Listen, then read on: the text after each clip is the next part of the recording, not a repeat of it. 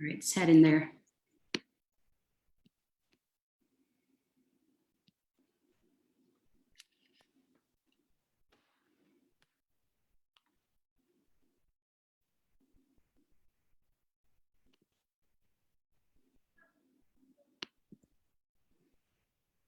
All right, so it looks like we are live on Facebook. Hello, everybody. Welcome back to our Teal Talk Tuesdays. We have a panel tonight. It is called a Survivor-Centered Approach panel. And I want to give a special shout out to all of my wonderful panelists here tonight for taking the time to come on here. And I know they have kids and I don't, so much respect. They are wonderful mothers and amazing badass women. So yeah, I would like to introduce each one. First, we have Miss Amanda Horak. She's the Crime Victims Coordinator from the 21st Judicial District Attorney's Office in Washington County.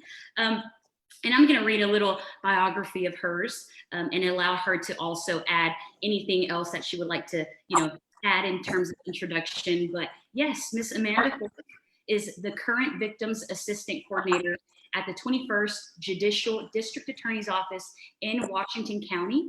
Amanda grew up in a rural town with a passion to help others, and she has pursued a Bachelor's of Arts in Psychology from Texas A&M University. And Amanda started working for the District Attorney under Julie Ring in 2015 when the jurisdiction encompassed Burleson and Washington counties. In 2019, the legislative session split the two counties, and Amanda proudly continued her career with Washington County. And Amanda is also on the board of the Domestic Violence Task Force of Burleson County, serving as the secretary. So thank you so much, Miss Amanda. Is there anything that you would like to add? That sounds good for now. Okay, awesome. Next, I would like to introduce Miss Gilverta Diaz. So Miss Gilverta Diaz is a crime victims liaison at the Grimes County District Attorney's Office. So Gilverta Diaz is a crime victims liaison at the Grimes County District Attorney's Office in Anderson, Texas. Gilverta grew up in Grimes County since the age of 2. She graduated from the Anderson Shiro High School and pursued a Bachelor's of Science in Biology from Texas A&M University as well. Woo! Everybody is Aggies on here. So after graduation, Gilberta accepted the position at the District Attorney's Office in 2017 as a victims liaison. Since then, she has been providing services and resources to survivors in the county. She is a wife and a mother of 2 children, a boy and a girl, and is currently expecting another little girl in October. So congratulations, Gilberta. Gilberta loves to advocate for the victims in her community and is extremely passionate about her work. So Gilberta, Miss Gilberta, is there anything you would like to add? I think that sums it up. Awesome. Thank you so much. And also, last but not least, we have Miss Meagan Meekma. And Miss Meagan Meekma, I know her, so we work together. She is the Director of Advocacy at Sarc, the Sexual Assault Resource Center. Miss Meagan Meekma started her career in the state of New York in the foster care / CPS area. After moving back to Texas, she got into nonprofit work and is currently the Director of Advocacy at the Sexual Assault Resource Center. Meagan is in charge of Sarc's crisis intervention, case management, and advocacy services. She is a proud graduate of Texas A&M University, mother of 2, and a military wife. She loves the work she does at Sarc and is passionate about spreading awareness and building on available services for survivors. Meagan, is there anything that you would like to add? I just want to say, thank you to everyone for joining, and anyone that is watching right now or watches later. We are just happy to have all eyes on this area.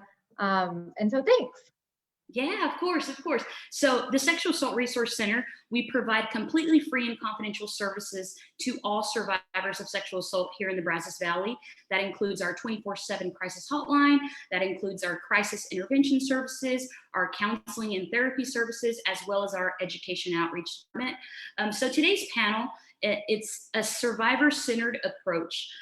So a survivor-centered approach is defined by United Nations as one which seeks to empower the survivor by prioritizing their rights, needs, and wishes. This includes ensuring that survivors, have access to appropriate, accessible, and quality services. However, many victims and survivors of sexual violence or domestic violence are not recognized because the current definitions of sexual violence in national and international policy and legal documents do not reflect or fully capture the wide range of sexual violence that is perpetrated and experienced. So the effectiveness of efforts to combat sexual violence around the world is limited by the global scope, even more so at a national and a local level. So understanding what constitutes sexual violence, as well as interpretations and applications in legal processes. This affects access to justice, reparations, and other care and services needed. Many victims and survivors of sexual violence feel unseen, or they feel unheard and do not have access to justice because the current system does not recognize the acts of sexual violence perpetrated against them. So in order to acknowledge the experiences of and to deliver justice to as many survivors as possible, definitions of sexual violence need to be more inclusive, comprehensive, culturally sensitive, and survivor-centered. So I kind of want to go and discuss a couple of rape myths and facts and sexual violence myths and facts. So if you all have any comments or feedback, just feel free to chime in. So rape myths or sexual violence myths are commonly held false beliefs about sexual violence. Advocates and activists have been trying to get rid of or dispel rape myths since the beginning of the anti-rape movements. So rape myths make it harder for survivors to be believed, which makes it less likely for them to report it. So when survivors do report it, rape myths can taint police's, prosecutors, or even jurors' perception of rape and its causes, making it harder for justice to be served. So these following myths and facts come from different research and statistics, so they may vary. But one myth is that most sexual assaults are committed by strangers. So that is a myth. The fact is about 81% of assault victims were assaulted by someone they knew, and 55% of assaults occur in or near the victim or the survivor's home. Another myth that I would like to point out is that most rape victims are cis, straight, white women. So that is a myth. The fact is that Indigenous women, trans people, especially trans people of color, and bisexual women are at the highest risk for rape in the United States. I would also like to point out that another myth is that sexual assault is based on attraction. The fact is, sexual assault is about exerting power over someone else. So it's not about how someone looked or what they were wearing. It's about a perpetrator's desire for that power and control over another person. Another myth that I want to point out is a woman can't rape a man. The man just got lucky. So the fact is, women can and do rape men. This myth can make male survivors of women, feel ashamed, unsupported, or alone. So men have just as much as a right to refuse sex as anyone else, and should not be expected to want sex all the time. So another myth is that if someone doesn't say no explicitly, they're not consenting. The fact is that consent can never be assumed. It has to be clearly given by both parties. Neither silence nor lack of refusal are ever consent. So just a couple more myths, and then I'll turn it over to the questions and to our panelists. So apologies. Another myth is that sexual assault has to be violent. The fact is, that is not true. Sexual assault can be done through verbal coercion, threats of violence, coercion through drugs or alcohol, or while the victim or the survivor is asleep or unconscious. So none of these scenarios, involve physical violence, but they are all sexual assault. Another myth is if a survivor doesn't report right away, it didn't really happen. No, the fact is 60%, 63% or more, of assaults in the US are not reported to the police. Sexual assault is the most underreported crime in the US because survivors fear that they won't be believed, are afraid of retaliation if they come forward, or don't believe that they will get justice. So instead, instead of assuming that survivors are lying, let's try to fix the system and focus on ways to provide more of that survivor-centered approach. Like I said before, believe survivors, not rape myths.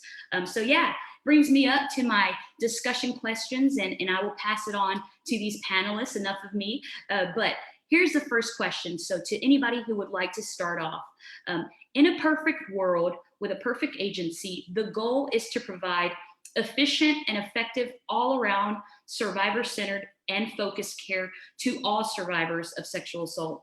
However, many barriers and services do occur more often than not. Do you all face these challenges, and how do you overcome them? So just for these, sorry about that. Kind of with these services, go ahead, Megan. Go ahead. Go for it. No, I was just going to jump in and just be like, I think all of us can be on the same page that we face a lot of these issues, especially in the area that we live in, because, Gilverta and Amanda, you're in your respective counties, but as far as Sarc, we are based in Bryan, but we cover all of the Brazos Valley, and that's 7 counties, and the counties are very widespread and they're very rural. So we come across issues with survivors' access to services. We are the only rape crisis center in that entire 7-county span. And so for survivors in, let's just say, Leon County, that's an hour and a half away, they're not always able to drive an hour and a half to get to services with us, and then stay for an hour and then drive another hour and a half back home, or even Grimes County or Washington County. It's far. You can't block out half of your day a lot of the time, or sometimes survivors don't have cars, they don't have a way to get to an appointment. So we come across that a lot. Baylor Scott and White in College Station is the only hospital in this entire 7-county region that has a forensic nurse team that can conduct those forensic exams. So it doesn't always work for survivors after an assault to drive all the way to College Station to get the exam that they need to be able to move forward with filing a report and having that evidence. So it's challenging. I think one good thing that has come out of this pandemic is that we've all had to adjust to a new normal and try to adjust to new ways to serve survivors.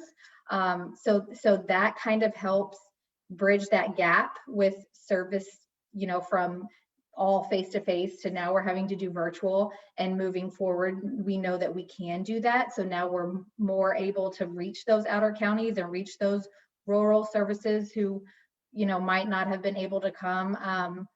But yeah, that's been a challenge that we've seen.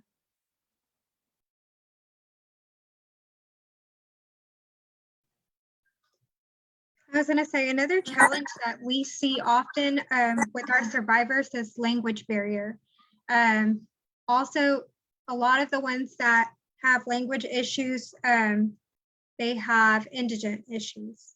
And so we have to reach out to them and be able to provide services so that they can get the services that they need, whether it's translating and helping them out and making them feel comfortable, or either providing transportation, or just being there for that person, knowing that you're going to be alongside with them and you're going to help them out in whatever that you can, so that they're not alone.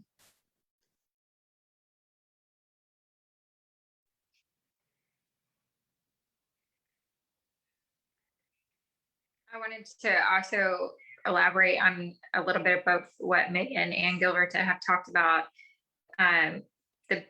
Some of our biggest challenges are the lack of local resources. And so in Brenham, we do have a hospital, but we don't have the same nurses.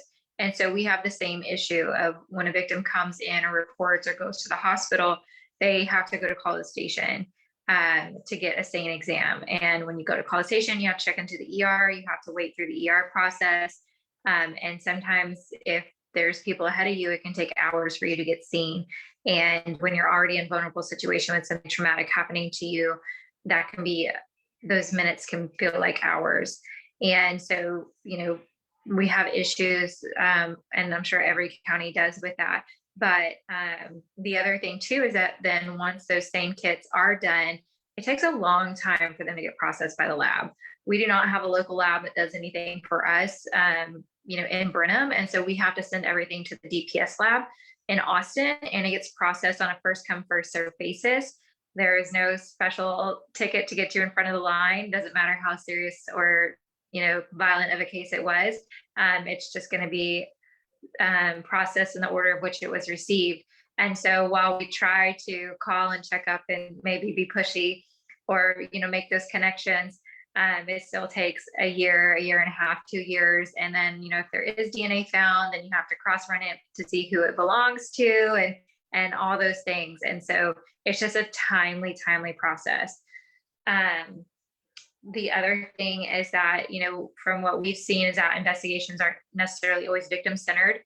And so, that makes it very hard on the victim. The process for a victim is very difficult for law enforcement. And I mean, they're just hard cases to work for law enforcement as well. And so for a victim to take all that into consideration, and then as they start going through the process and they change their mind or, whatever the case may be. But we've already brought up the fact too, in our rape myths, is that most rapes are not stranger rapes. They're someone that they know. So, victims can also be getting messages from the defendant, I'm sorry, I didn't mean it, don't ruin my life, getting that pressure, getting that guilt trip, which is not their fault, of course, it's nothing that they deserve. But if a defendant feels like a victim might actually turn them in, then they can start, that process. So that's also a thing that we see. Transportation for us is also a big deal. We do not have a public transportation system in Brenham. And so sometimes I myself drive victims to the hospital. Some of our, investigators might do it, or the deputies on call if they don't have a ride or if they're just not in a place where they can drive. And then on the same line too, Sarc is in Brazos County, and like Meagan brought up, through the pandemic, telehealth and telemedicine is a great thing. But a lot, like Gilverta pointed out, we do have a lot of indigent victims as well who don't have quality internet access or don't have internet access at all. And so we've done a lot to try to start circumventing those things. We actually made a room in our office that is going to be turned into a victim room, where we got a computer so victims can come in, do telehealth counseling. They can do participate in different services and programs that are online based right now. And, the other thing that we do as well is we try to form relationships with outside counties, such as Sarc, or outside agencies outside of our county, such as Sarc, such as Baylor Scott and White, such as the DPS lab, to try to, get our cases processed in the best way possible and the best outcome for the victim.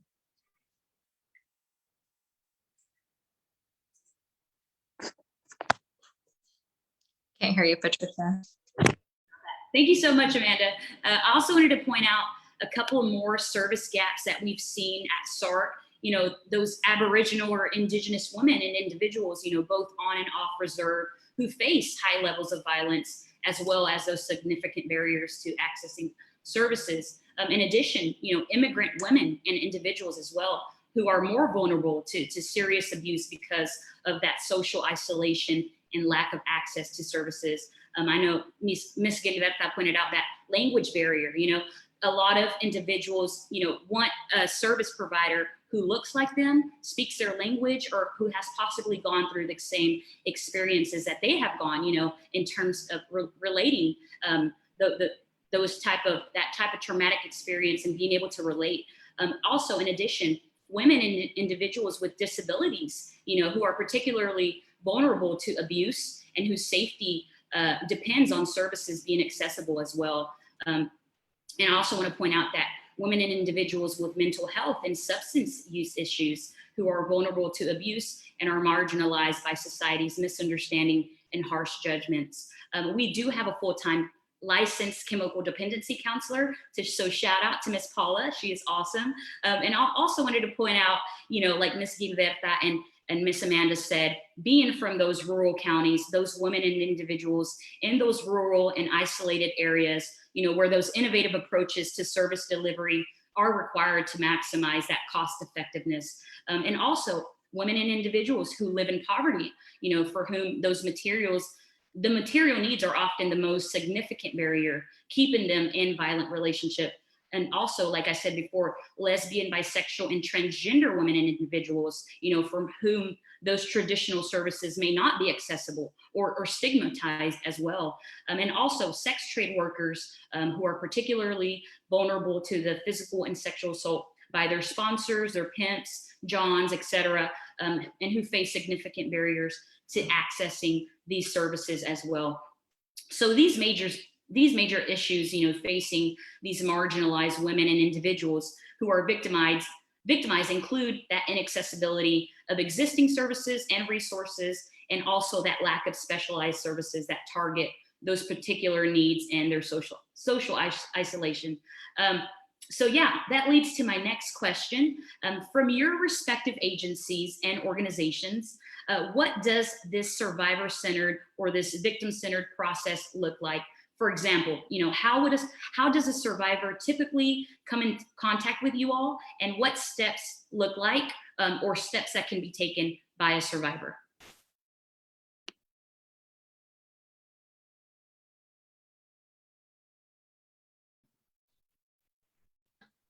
I can go.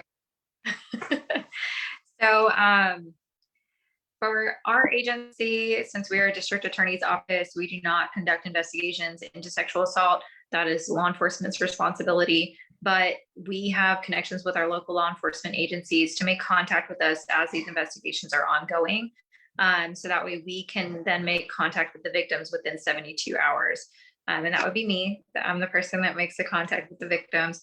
And what I try to do is make sure that not only to explain the process of how, their case will go through law enforcement, through the judicial system, what happens in our office, what our office does versus what law enforcement does. And then I also try to offer any and every service that I can. So if we get notified that a victim is going in for a SANE exam, I will usually call the hospital, make sure that a Sarc advocate can be there, or maybe that a Sarc advocate can contact afterwards. During the pandemic, things have kind of changed and we're trying to go with the flow, but to make sure that we're not missing victims and victims aren't falling through the cracks. And so for us, a survivor-centered approach definitely means, I try my best to put the victim first. I want to hear from them. I want to understand, what their wishes and wants are for the process. And obviously we can't make any promises or guarantee any kind of outcome, but the thing that I guarantee is that I'm going to listen, and that I'm going to make sure that their voice is heard throughout the system and throughout the process.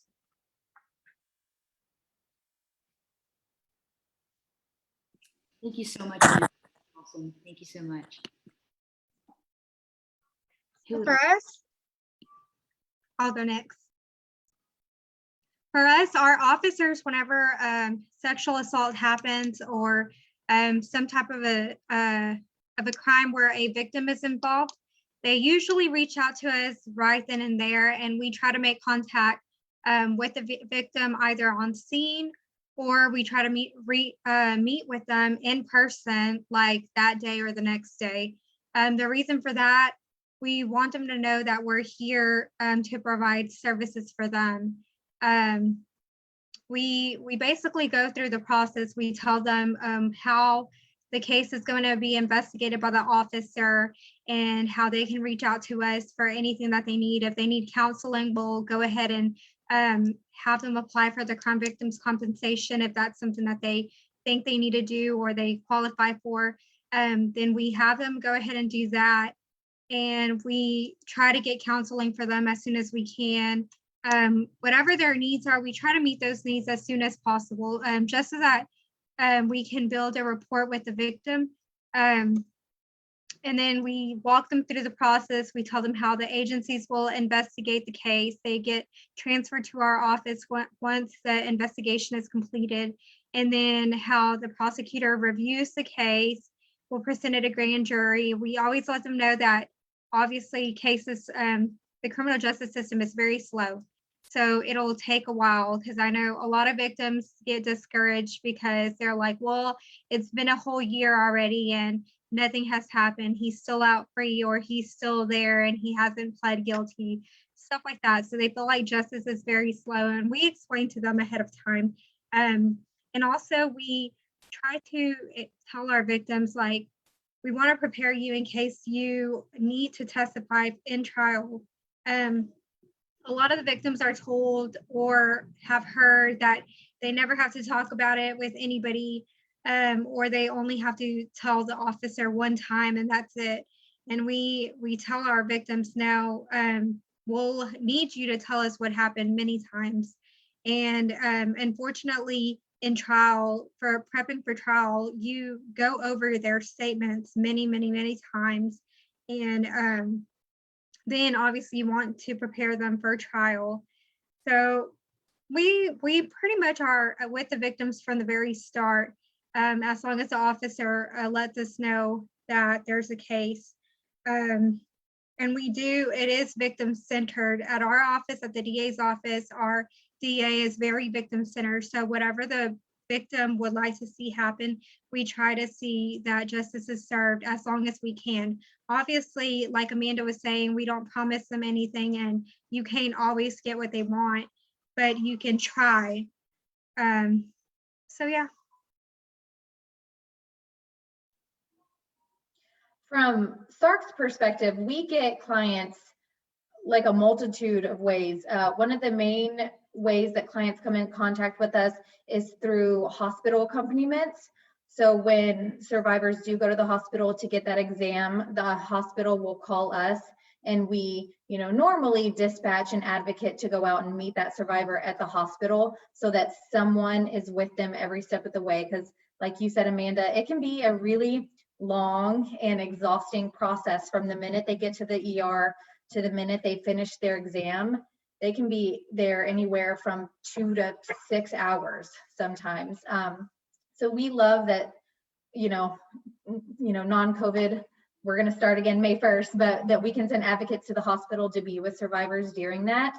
Our awesome education and outreach team, which includes Patty, they're out in the communities, they're talking to agencies, they're talking to clients, they're talking to students, and they're spreading awareness of us and our services. And so that brings people in, where Patty does a radio station weekly. Wherever we're any and everywhere. We also get a lot of referrals from our partner agencies, like both of you guys have referred clients to us that you've worked with that we maybe haven't come in contact with before. We get referrals from Texas A&M counseling services, just a multitude of ways that they come into contact with us. And we try to let our clients know that healing looks different for every person. What worked for her is not going to work for him. And that's just the way it is. You might be with us for 6 weeks, you might be with us for 6 months, you might be with us for 6 years, and that's fine. We just want to make sure that you're doing, that they're doing everything that they can for them, and that we're helping them with whatever that looks like for them. We also do help with crime victim compensation applications. If that's what they want to do, we will go to law enforcement with them if they don't want to go over there by themselves, if they don't want to go to court by themselves.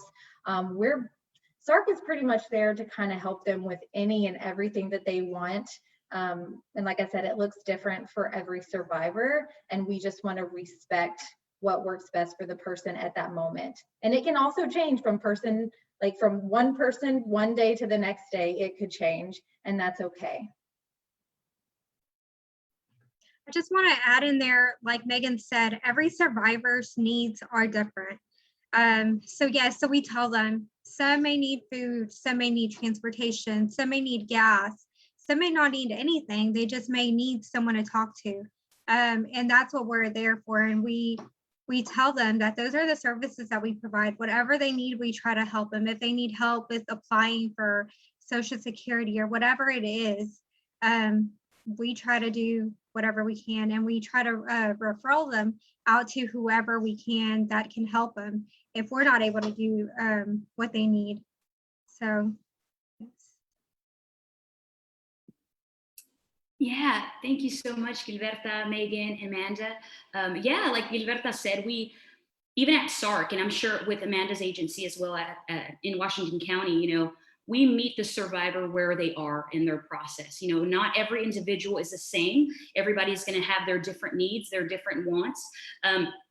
But we are here to help provide whatever assistance, whatever resource, whatever information that that person may need. Even if it's just calling our hotline and speaking to an advocate to just listen to them, to be believed, to affirm, that what happened to them was not okay and it was not their fault. So yeah, here at Sarc, we see you, we believe you, and we're here to help. So yeah, I want to kind of go a little bit over some survivor rights versus a negative impact. Negative impacts typically experienced by, women or individuals that have, gone through something as traumatic as a sexual assault or domestic violence situation. So, survivors, they want to be treated with dignity and respect versus, having a profession, especially a service provider, with victim blaming attitudes. And also, they want to choose a course of action in dealing with the violence or the sexual assault or whatever the case may be, because they have already experienced that feeling of powerlessness, that loss of control. And here at Sarc, and I'm sure at, in Grimes County, Washington County, at your respective agencies, you guys deal a lot with privacy and confidentiality, and also non-discrimination, and also being able to provide that comprehensive information to help assist with that individual in making that decision that they need to make, rather than that shame or that stigma, and rather than that discrimination on the basis of gender, orientation, gender identity, ethnicity, race, immigration status, religion. Regardless, we are here to help. And also being told what to do. Nobody likes to be told what to do. So having that survivor-centered or that victim-centered approach is extremely vital and crucial in helping a survivor. And also, unfortunately, especially during the legal process, there's an increased risk of re-victimization and abuse, that can cause that re-triggering of memories for the individual who suffered that sexual abuse and violence. So that's what we have to keep in mind, especially when, serving a survivor and being able to meet them where they are. So yeah, that leads me to my next question. Thank you all. Thank you, ladies. So my next question is, in terms of resources, do each of you feel that there is a lack of resources or an abundance of, and why? I know you guys kind of touched base a little bit earlier, but what has to be done in order to ensure or improve on these survivors' issues and needs?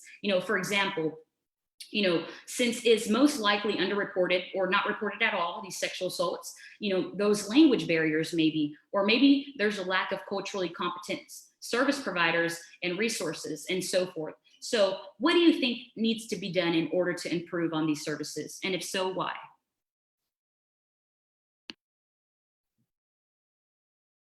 I think that there needs to be more Spanish speaker counselors, somebody that can speak to a Spanish speaker and be able to get to their level, somebody that they feel like they can talk to very easily and that will comprehend what they're trying to say. I know some survivors may speak a little bit of English, but what they're trying to say in Spanish, they don't exactly say it how they want in English. So they can't really relay their message and they still feel ignored or just not comprehended. So I feel like having more Spanish speaker counselors would be a good resource. Also, another thing that I think that we lack is definitely housing. We don't have housing here for sexual assault victims or domestic violence victims. So that's also a difficult thing. We can refer them out to places, but in the middle of the night, or maybe they don't have a bed, that agency doesn't have a bed. And so then we're kind of stuck. We can put them in a hotel, but that'll only be like, it won't solve the issue on the long run. It'll just be temporary fix. So I feel like that's an issue too, and it would be great if we could get more resources on that.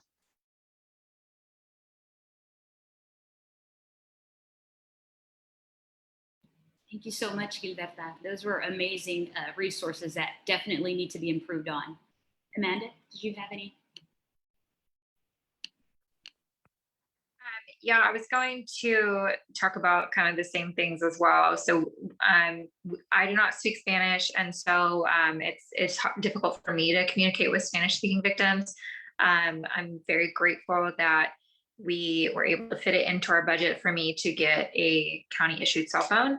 And so I can do Google Translate and text the best I can, but even still, of course, it doesn't come through always exactly as we're trying to say. And so I oftentimes have to rely on law enforcement. Each of our law enforcement agencies do have a good amount of Spanish speakers. So I'll try to pull one of them in and translate for me. But you know, that does take away a little bit of the connection that you have when you have to have a translator. And so it's hard for me to get that done, but I do my best. And so I also agree that we do not have a domestic violence or sexual assault shelter in Washington County either. We also have very limited resources for housing, and our property is outrageously expensive in Washington County. So it's not easy for victims to even try to find something else to move or whatnot. So we run into the same issue when we are trying to get victims into a shelter. Not only are we asking them to move, but we're asking them to move counties away to somewhere they might not know a single person. Like Gilverta said, sometimes in the middle of the night, if they have kids or if they have pets, you know, there's just a lot of issues that come into play. So it's not fair. And I hear victims say that all the time. I didn't do anything wrong. It's not fair that I have to leave or I have to move. And so, you know, if that's the case, I do my best to try to safety plan with victims to keep them safe where they're at, you know, and go about it that way. So I would say that in Washington County, we do definitely have a lack of resources, but the way that we improve that and the way that we work on that, like I kind of mentioned before, is that we strengthen the relationships that we have with other counties and other agencies as best we can. And we also advocate to start having things come to Washington County. So like with Sarc, y'all did start having a counselor come to Washington County. Phoebe's Home has a counselor that comes to Washington County. It's once a week, but it's better than nothing. And then we also have another local resource called Focusing Families, which they're based out of Hempstead, but they did open up a Brenham office. And so they can actually start seeing victims there. But I believe, don't quote me, you know, right now they're still doing telehealth, but from my understanding, even before COVID, all the counseling was done in Hempstead. And so, well, you know, it's just that matter of getting a victim over there, spending that time there, and then coming back. So those are the biggest challenges for us that we see with victims. But in doing these kind of talks and doing the advocacy that we do, and you know, my boss, the elected DA, she goes and advocates, you know, in the legislative sessions and everything about what we need here, and what the rural counties need and the issues that we face. You know, as you start doing those things and the word starts getting out, you know, other passionate people start coming, trying to help and make those connections. And so those are our superheroes. That's what we look for.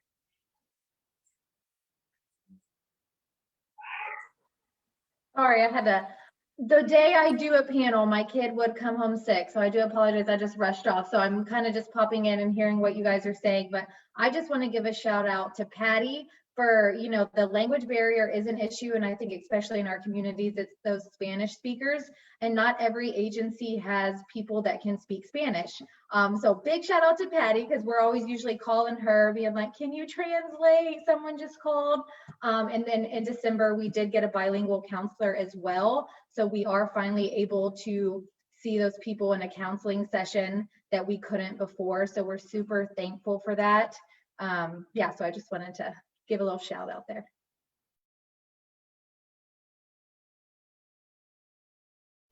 Thank you so much, Meagan. Shout out to Meagan, Amanda, and Gilverta. You guys are amazing. And I've seen them work in person, live and direct, and they are wonderful, wonderful people who do provide that survivor-centered approach. So thank you for everything you all do. So that leads me to my last question. So from your expertise and experience, what are some suggestions, and or recommendations that you would like to see implemented now and in the future that will help with educating, and possibly debunk some of the myths and misconceptions that were previously discussed, or any other issues and concerns that we've discussed as well? One of, I think Sarc as a whole, one of our main focuses is that education and outreach piece. And a huge part of education is, doing prevention. Is the reason that we want to do education in the first place, because the more people that learn about consent and the more people that learn about myths and facts and all these, all these things that we do on a daily basis that the community as a whole doesn't do, the more we get out there and speak about it and the more people that become aware of it, I think the better that prevention piece gets. I would hope that maybe we're all out of a job one day. We all do our job so well that we don't have to work in this field anymore. But I think Patty said the word earlier, the stigma around sexual violence. You say the word sexual assault, sexual violence, and people are like, no, that doesn't happen here. That doesn't happen in Bryan College Station. That doesn't happen in Washington County. That doesn't happen in Grimes County. And making people aware that, yes, it does. It happens everywhere. And if we just stopped being so scared of that topic, and you allow people to come and do trainings and do presentations, and we're talking to our children, we talk to our kids about this stuff so that they're not growing up with this misconception of how things are supposed to be, I think is a huge part of prevention. And that's a huge thing that we're passionate about at Sarc. So that's my hope for the future. I agree with what y'all said about the stigma. I feel like talking about sexual assault, it's a good way to prevent it. And I feel like telling survivors that they are not alone is very helpful, especially whenever we're trying to get survivors to come forward, or educating them at school or wherever it is. And then if they are victims, it helps them get more comfortable with coming forward and telling officers what happened and having justice be served.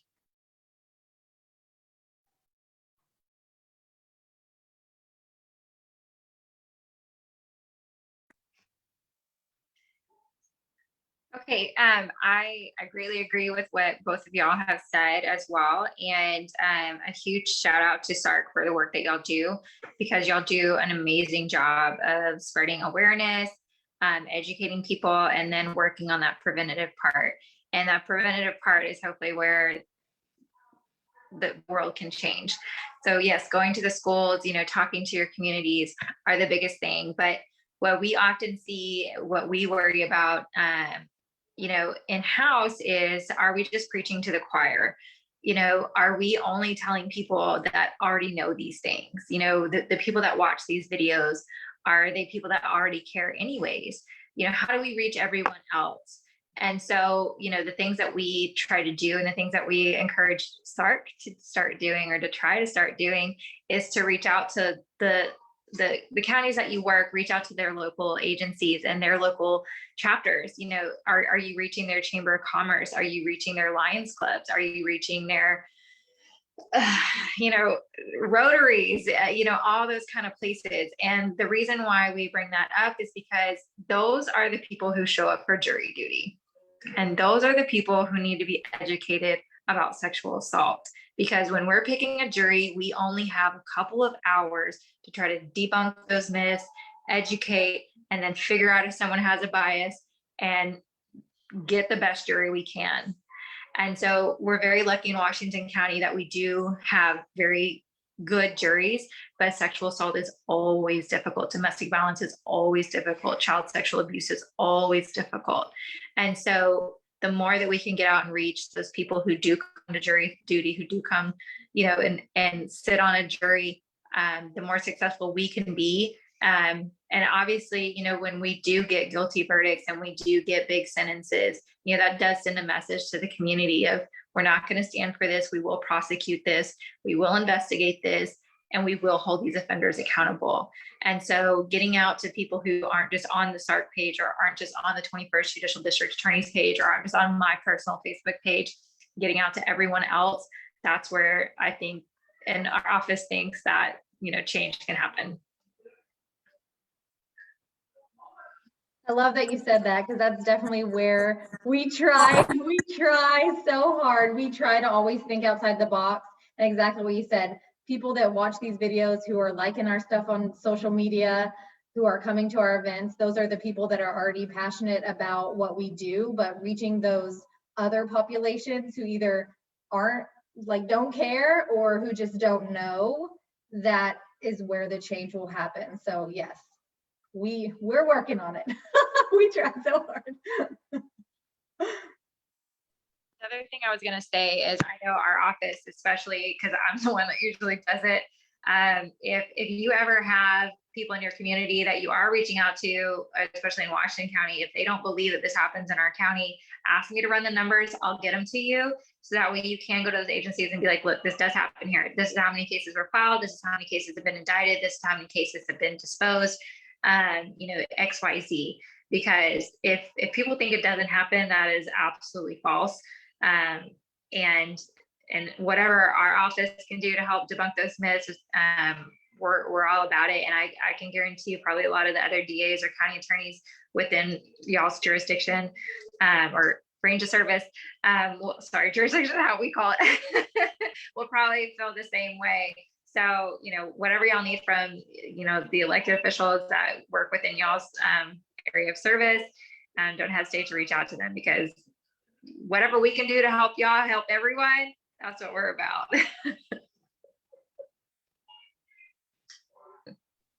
Yes, thank you so much. Yeah, I'm sure me and Amanda, me and Megan, we're always trying to find different ways and approaches on how the best way to reach, people, whether that's, having these panels or these videos. But what about those who don't have internet access, being on Spanish radio on a weekly basis, going out to schools, especially in those rural communities, especially those disenfranchised and marginalized communities, those Black and brown communities that it's very taboo. Sexual assault, we don't talk about it.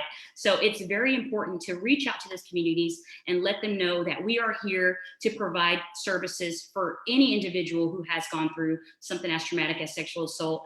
So yeah, to wrap up, I'm gonna kind of in conclusion, if you all would like to plug any upcoming events about your agency, any comments and any additional feedback, feel free. Now is your time.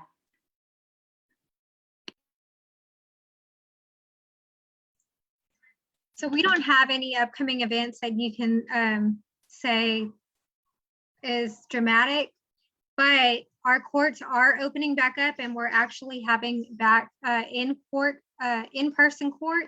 And so to me, that is awesome, because cases will get moved and trials will get started, and I feel like justice will be served.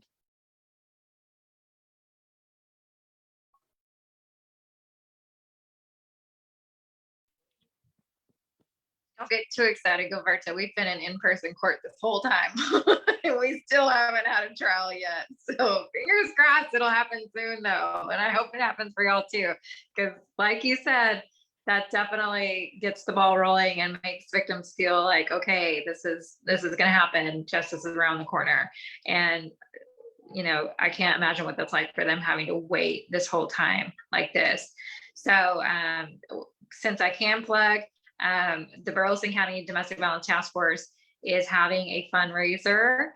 So if you're in the Burleson County area, we're doing a Cinco de Mayo dinner. We're having 3 types of casseroles and a dessert, and they're $16 a piece, and all the proceeds go to benefit victims within Burleson County. And as we discussed, the overlap between sexual violence and domestic violence is outrageous. I can't tell you the amount of times I talked to a domestic violence victim and she has no idea she's been getting raped for her entire relationship, or, mainly by coercion or force, or, it's sad. So, so we do a lot of work in Burleson County. We're really trying to get those financial resources going for those victims in crisis. So we do have an order form. It's on our Facebook page. It's called the Domestic Violence Task Force of Burleson County on Facebook. So if anyone wants to order, I can even make a drive up to College Station to deliver stuff. So y'all just let me know. Thanks. That's awesome. And I just want to say that during the pandemic, I guess it's been over a year now, we haven't been able to do in-person hospital, law enforcement, or accompaniments. But starting May 1st, those are all opening back up again. So we will finally be able to do that in-person, face-to-face advocacy with survivors when they need somebody the most. So we're just so thankful that we've been able to keep everybody safe this last year, but we're excited to be able to be there in person again. So. Yes, so I want to give a special shout out and a special thank you once again to all of my wonderful panelists who are agents of change and who are excellent and amazing at their jobs. So to Miss Amanda Horak, the Crime Victims Coordinator at the 21st Judicial District Attorney's Office in Washington County, thank you so much. And also to Miss Gilverta Diaz, the Crime Victims Liaison in Grimes County at the District Attorney's Office as well. Muchas gracias, thank you. And Meagan Meekma, the Director of Advocacy at the Sexual Assault Resource Center. So many thank yous. I can't even tell you enough of how awesome you are, and to be able to work alongside each and every one of you. You guys are amazing. My name is Patricia Pitones, the Bilingual Education Outreach Specialist at Sarc, the Sexual Assault Resource Center, where we provide completely free and confidential services to all survivors of sexual assault. You can give us a call on our 24/7 crisis hotline at 979-731-1000, or feel free to check out our website at sarcbv.org, or go follow us on all of our social media pages at sarcbv, where we have a bunch of information, updates, and events going on. So yeah, thank you all so much once again, and I hope you all have a wonderful night. And this is also happy National Awareness and Prevention Month of Sexual Assault, as well as Child Abuse Prevention Month as well. So thank you, special shout out to everybody that was on this panel tonight and everybody who joined us. Yeah, and that's all I got for today. Is there anything else that you ladies would like to add? No, I just want to say thank y'all so much.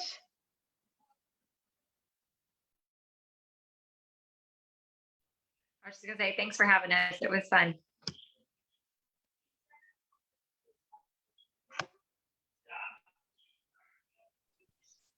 Yes, thank you for letting me be a part of this. I really enjoyed it. Yeah, of course. And I'm sure we're going to continue our collaborations, our partnerships, and especially now that, we're able to go back into the community full force. We're going to go in full force and continue, working towards ending that cycle of violence. But yeah, thank you all to everybody, all to you wonderful ladies. And yeah, y'all have a great night. Goodbye, everybody.